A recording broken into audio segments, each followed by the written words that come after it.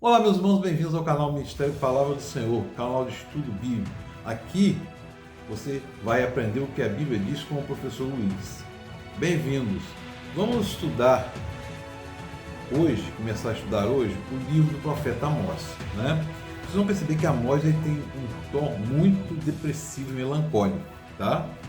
Amós ele era um pastor, ele é originário de Tecoa, né? Uma cidade mais ou menos 10 quilômetros de Belém, e mais ou menos 18, 19 quilômetros distante de Jerusalém. Não era tão longe. Amós ele não era ele era um pastor, era um trabalhador, ele não era da corte como Isaías, nem sacerdote como Jeremias. Ganhava a vida cuidando de rebanhos de gado, né? O gado lá era a ovelha, né? Era o rebanho de ovelhas, né? E ele é interessante que, embora ele morasse em Judá, o reino de Judá, o reino do sul, ele foi enviado para proclamar o juízo contra o reino do norte, Israel do norte, né? E aí é muito provável que ele tenha ministrado a maior parte do tempo dele em Betel, cidade de Betel, né? E vocês vão perceber que, de acordo com o primeiro versículo, Amós ele profetizou nos reinados de Uzias, né? De Uzias, sobre Judá, o reinado, e Jeroboão sobre Israel do norte, né?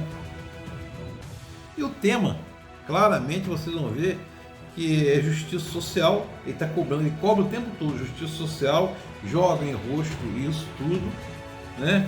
E mais que tudo, joga a justiça social como uma verdadeira piedade, uma forma indiscutível e indispensável de manifestação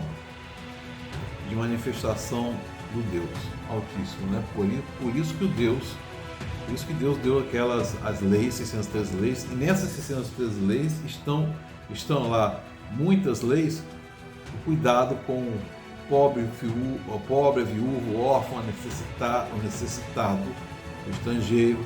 Vocês vão perceber isso. Vamos começar o capítulo 1 até o capítulo 5. Palavra de Amós, criador de ovelhas em Tecoa, recebeu visões a respeito de Israel, 2 anos antes do terremoto. E aí a gente vai falar aqui de terremoto. Terremoto é uma coisa de grande intensidade, é uma revelação, mas é uma ira de grande intensidade, né? Nesse tempo lá, Uzias era rei em Judá e Jeroboão, filho de Jeoás, era rei em Israel. Lembra que o reino lá dividiu. Jeroboão foi para o norte e Roboão ficou no sul, né? E ele disse: o Senhor ruge de Sião e troveja de Jerusalém, seca-se as pastagens dos pastores e murcha todo o topo do Carmelo. E aí vocês vão ver a partir de agora o julgamento dos povos vizinhos de Israel. Assim diz o Senhor: por 3 transgressões de Damasco e ainda mais por 4, não anularei o castigo, porque trilhou a trilha de Gileade com ferros, com tudo, porei fogo na casa de Azael e as chamas consumirão. Vocês vão perceber que as chamas, nesse contexto todo aqui, está ligado não só à destruição, mas à purificação, tá? E aí vai falar que vai derrubar as portas de Damasco, né? Capital da Síria lá na época, né? Destruirei o rei que está no vale de Aven, que é aquele que segura o cetro em Bet-Eden, né? Povo da Síria irá para o exílio, em palavra que diz o Senhor. E aí vai falar da destruição de Gaza, não vai anular os cativos, porque levou cativas comunidades inteiras e as vendeu a Edom. Então, vão percebendo aí, já foram 3, né? E aí destruirei o rei de Asdod. É interessante isso, né? Destruir o rei de Asdod, aquele que segura o cetro em Ascalon. Asdod, meu irmão, parece ser aqui, segundo o texto, parece ser um tipo de conjunto de cidades, tá? Aí de Ascalon, aí vem, porém fogo nos muros de Tiro, olha só, condena por 3 transgressões de Edom, ainda mais por 4, não anularei o castigo, porém fogo em Temã, que é uma cidade, aí chamas consumirão. Cidades principais de Edom, né? Temã, e que é próxima a outra cidade chamada Petra, né? Aí vai falando no capítulo 2 sobre as condenações de Moabe por 3 transgressões de Moabe, ainda mais por 4, não anularei o castigo porque ela queimou até reduzir a cinzas os ossos do rei de Edom, porém fogo Moabe, as chamas consumirão as fortalezas de Queriote, que também é um substantivo, também pode significar aqui um plural para cidades, tá? E aí vem falando assim diz o Senhor, por 3 transgressões de Judá, ainda mais por 4, não anularei o castigo, porque rejeitou a lei do Senhor e não obedeceu o seu decreto, porque deixou de se enganar por deuses falsos, o Deus que seus antepassados seguiram. Porém fogo em Judá e as chamas consumirão as fortalezas de Jerusalém. Aqui especificamente nesse trecho aqui, está dizendo o pecado de Judá. Qual é o pecado de Judá? A transgressão da lei do Senhor. Judá e Israel eram uma só nação, foi dividida, e dessa divisão resultou no fim de Israel do Norte, né? Judá para o exílio, todos foram para o exílio, e aqui está se colocando por que vai para o exílio, tanto Israel do Norte como Judá. Por quê? Porque não obedeceu às leis do Senhor, né? E aí vem o julgamento de Israel. Assim diz o Senhor, por 3 transgressões de Israel, ainda mais por 4, não anularei o castigo. Vendem por prato justo e por um par de sandálias o pobre. Pisam a cabeça do necessitado como pisam o pó da terra, e negam a justiça ao oprimido. Pai e filho possuem a mesma mulher. Aqui você está vendo aqui a questão, além da questão da lascívia, da promiscuidade, ele fala, o profeta Amós está narrando aqui o tempo todo, falando, clamando por justiça social, né? E aí, você vai perceber que no capítulo 3, testemunhas convocadas contra Israel, para acusar Israel. Ouçam as palavras do Senhor, aquelas que ela falou contra vocês. Ó israelitas, contra toda essa família que tirei do Egito, escolhi apenas vocês de todas as famílias da terra, por isso eu os castigarei por sua maldade. Família que tirou do Egito, toda essa família. Entrou a família de Jacó, saiu o povo chamado Israel, né? O povo de Israel, e ele considera como família. E aqui tá, o castigo é muito maior, porque ele escolheu esse povo para ser o povo do Senhor, a herança do Senhor, para levar a palavra e o conhecimento do Senhor a todas as nações. Aqui o castigo é muito maior. 2 pessoas andarão juntos se não tiverem de acordo. O leão ruge na floresta se não apanhou presa alguma. O leão novo ruge em sua toca se nada caçou. Certamente o Senhor, o soberano, não faz coisa alguma sem revelar os planos a seus servos profetas.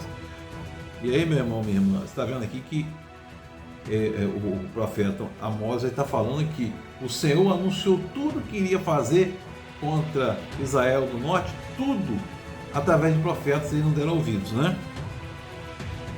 Proclamem nos palácios de Asdod do Egito. Reúnam-se nos montes de Samaria, capital do rei do norte, né? Para verem o grande tumulto que haria, a opressão no meio do meu povo. Ele está falando da opressão do povo, olha só, né? E aí vai continuar a destruição, porque mesmo sendo enviado todos os profetas e avisos para se arrepender, chamar ó Israel, ouve ó Israel, o povo não se volta para Deus, né? Aí vai buscar socorro na Síria, no Egito, né? E Israel vai se manter rebelde, né? Aí é interessante isso aqui, a gente deve pensar, ouçam essas palavras, vocês vacas de Bazã que estão no monte de Samaria, vocês que oprimem os pobres, magam necessitados, dizem aos senhores, tragam bebidas de vinho, vamos beber. Aqui vacas de Bazã, ele está se referindo aqui às mulheres de classe superior,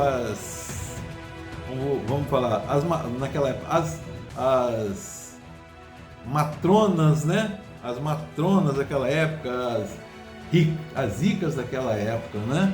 E é interessante a gente observar isso.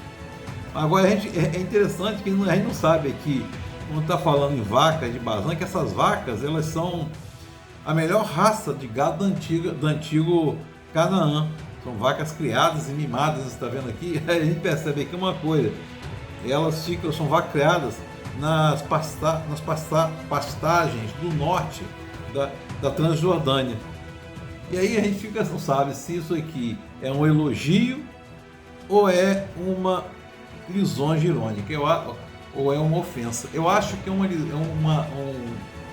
ironia contra essas mulheres. Acho que é uma ironia contra essas mulheres, tá? Porque o animal, ele é irracional e está falando para as mulheres, estão se comportando de forma irracional, né? E aí vem falando assim, o Senhor soberano jurou pela sua santidade, chegará o tempo que vocês serão levados por ganchos. Que era comum naquela época lá, né? Embora a palavra hebraica possa ser traduzida por corda, colocar ganchos no nariz e amarrar nas cordas e puxar os escravos, né? E o capítulo 5, vocês vão perceber o lamento do povo pelo castigo. Ouçam as palavras, ó nação de Israel, o tempo todo Shema, ó Israel, né? Este lamento acerca de vocês, caída para nunca mais se levantar, esta a Virgem Israel, abandonada em sua própria terra, não há quem a levante. Vocês estão percebendo aqui? E Israel do Norte nunca mais se levantou. Ela foi destruída, né? Foi Judá para o exílio babilônico, Israel do Norte foi para a Síria, nunca mais se levantou, mas nos dois casos, Israel do Norte para a Síria e Judá para a Babilônia, há um plano de Deus de que fazer a nação unificada outra vez. Correção e unificação, né? E aí vem o dia do Senhor, os famosos ais, né? Ai de vocês que anseiam pelo dia do Senhor, que pensam que do dia do Senhor vocês. Será um dia de trevas, não de luz. Será como se um homem fugisse de um leão e encontrasse um urso. Ou seja, está dizendo aqui que não haveria saída. O castigo viria. E o castigo viria porque não ouviram a palavra do Senhor. E o castigo viria porque não seguiram os mandamentos do Senhor. O castigo viria porque precisavam de correção. A gente tem que levar sempre em conta, né, que os atributos de Deus eles não competem um com o outro, né? Então a gente deve pensar nisso tudo aqui. E aí fala assim: por isso eu os mandei para o exílio, para além de Damasco, diz o Senhor, ou seja, para além da Síria, para a Síria, né? Aqui nesse caso aqui do Reino do Norte. Meu irmão, minha irmã, que o Espírito Santo de Deus esteja sobre nós, a gente confortando, nos consolando sempre, que a gente busque uma espiritualidade saudável e uma fé madura. E como é que a gente busca isso? Entendendo que a palavra do Senhor nos diz. Deus nos abençoe.